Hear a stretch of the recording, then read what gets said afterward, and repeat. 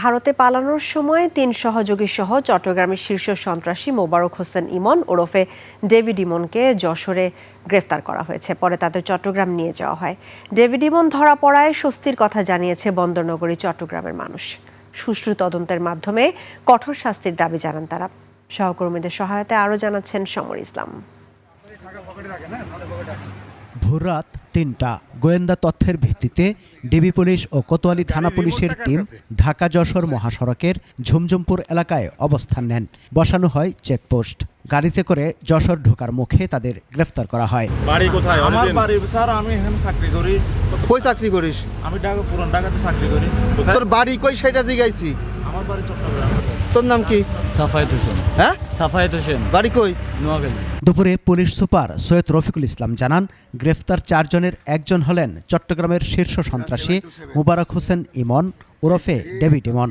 অন্যরা হলেন ডেভিডের সহযোগী মুহাম্মদ শামীম, মুহাম্মদ সাফায়েত হোসেন ও আলবি ইসলাম আলিফ। সীমান্ত পাড়ি দিয়ে তারা ভারতে যাওয়ার চেষ্টা করছিল। আমাদের গোয়েন্দা তথ্যের ভিত্তিতে এবং চট্টগ্রাম জেলা পুলিশের অধিযাচনের কারণে আমরা তাদেরকে গ্রেপ্তার করতে সক্ষম হই।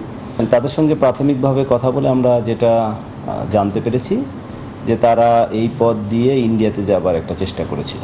ডেভিড ইমন গ্রেফতারের খবর জানার পর স্বস্তি প্রকাশ করেন চট্টগ্রামের মানুষ। ভয়ে এতদিন মুখ না খুললেও গ্রেফতারের পর কঠোর শাস্তি দাবি করেন তারা। ডেভিড ইমন শীর্ষ সন্ত্রাসীকে গ্রেপ্তার করায় চট্টগ্রামের যে আতঙ্ক ছিল সেই আতঙ্ক মানুষ শান্তিতে দিন কাটাবে। ওনার কারণে যারা ব্যবসায়ী আছেন ওরা খুব আতঙ্কে থাকতো।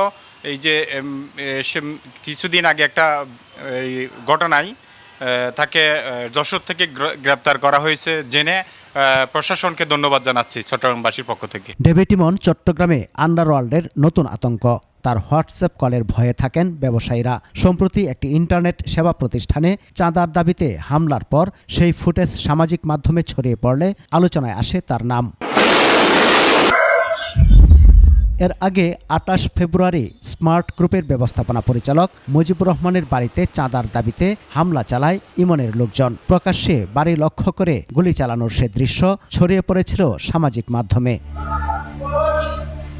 ফটিকছড়ির কাঞ্চননগরে সাধারণ কৃষক পরিবারে জন্ম ও বেড়ে ওঠা ডেভিড ইমনের। লেখাপড়া তেমন না করে অল্প বয়সেই জড়িয়ে যায় কিশোর গ্যাংয়ের সাথে। 2024 সালে রাজনৈতিক পট পরিবর্তনের পর সাজ্জাদ আলী খান ওরফে বড় সাজ্জাদ গ্রুপের সদস্য হিসেবে অপরাধ জগতে পরিচিতি পায় ইমন।